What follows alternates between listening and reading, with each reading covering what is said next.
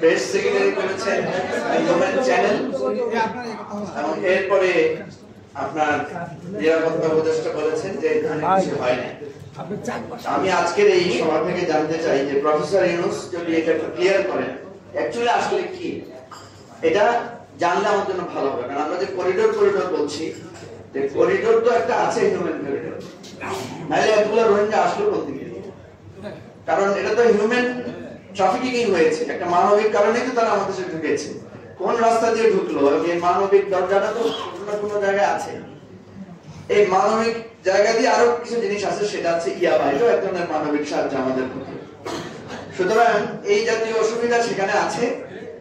এখানে আমাদেরকে একটা সমাধানের জায়গা যেটা, সেটা হচ্ছে এটা এত সহজ বিষয় না। আমার পাশে কামরুজ্জামান ভাই আছেন, উনি যদি আসলে একটা সত্য প্রুভ করতে পারতেন ভালো হতো, কিন্তু মিথ্যা কোন কারণে চাকরি হারাইছেন, এটা আমাদের জন্য দুর্ভাগ্য। এরকম একটা ফ্যাসিস্ট সরকারের সময় তো উনি কিন্তু চমৎকার করে বলেছেন যে এইটা একটা ঐতিহাসিক সমস্যা। সুতরাং এই ঐতিহাসিক সমস্যা আপনি এড়িয়ে থাকলে হবে না। এখানে আমাদেরকে, আমরা চাই বা না চাই, আমরা এখন অংশীদার হয়ে গেছি। সুতরাং আমাদেরকে এখানে একটা ভূমিকা রাখতে হবে। কথা হচ্ছে যে ইউনাইটেড নেশনস এর এখানে একটা স্বার্থ আছে, পরাশক্তিগুলোর একটা স্বার্থ আছে। আমাদের স্বার্থটা কি? আমাদের স্বার্থ হচ্ছে এই রোহিঙ্গাদেরকে ফেরত পাঠানো। আমরা যদি এই হিউম্যান সাপোর্ট পাঠানোর উসিলায় রোহিঙ্গাদেরকে সেখানে পাঠাতে পারি, এটা আমাদের একটা বিরাট স্বার্থ। আমি আমার বোন রেলফা চৌধুরীর মনের সাথে দ্বিমত করছি যে আমরা আর একটা রোহিঙ্গাকেও এখানে আমরা গ্রহণ করতে চাই না। কারণ এই দুইটা, আপনি জানেন যে আমরা কামিনী রায়ের একটা লেখা আমরা সবসময় পড়তাম, আপনারে লয়ে বিব্রত হইতে আসে নাই কেউ অবনী করে, সকলের তরে সকলে আমরা, প্রত্যেকে আমরা পরের তরে।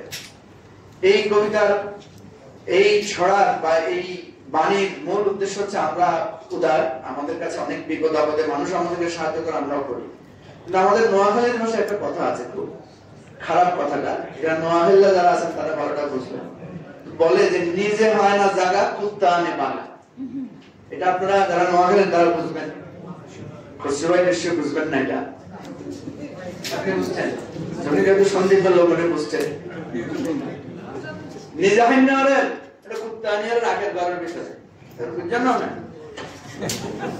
নিজে খাইতে পারে না, জায়গা পায় না, একটা কুকুর বর্গা নিয়ে আসছে নিজের ঘরে। তো আমাদের অবস্থাটা এই দুটার মাঝামাঝি করে আমাদেরকে একটা সমাধানে পৌঁছাইতে হবে। তো আমি জফরুল হাসান যে কথাটা বলেছেন সেটাকে আমি রেফার করি, এবং আমি দাবি করছি প্রফেসর ইউনূস আমাদেরকে ক্লিয়ার করেন যে আসলে আমরা কোনটা নিয়েছি। এটা কি হিউম্যান চ্যানেল? করিডোর তো অসম্ভব, যেটা ময়রা বলেছে যে করিডোর করতে হলে আপনাকে জান্তা সরকারকে এখানে ইনভলভ করতে হবে, এখানে আরাকান আর্মিকে ইনভলভ করতে হবে, বাংলাদেশকে ইনভলভ করতে হবে, এটা একটা চুক্তি হতে হবে। সুতরাং এখানে আমরা অযথা বিতর্ক বা সংখ্যা তৈরি না করে সঠিক জিনিসটা জানতে চাই, এবং আমিও একমত সকলের ঐক্যবদ্ধতার মধ্য দিয়ে এই ব্যাপারে সমাধান করতে হবে। সবাইকে ধন্যবাদ।